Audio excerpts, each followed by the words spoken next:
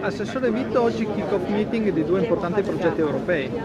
Sì, il GECT di Gorizia, con la collaborazione dei tre comuni di Gorizia, Nova Gorizia e St. Peter-Vertoiba, si sta dimostrando veramente un progetto importante, molto innovativo, che sta perseguendo due progettualità assolutamente di rilievo sul tema della sanità e sul tema dell'ambiente, in particolare pensando a percorsi di valorizzazione del fiume Isonzo. Oggi a Gorizia, nella piazza Transalpina, che è un luogo tra l'altro di un significato e di un grande valore europeo,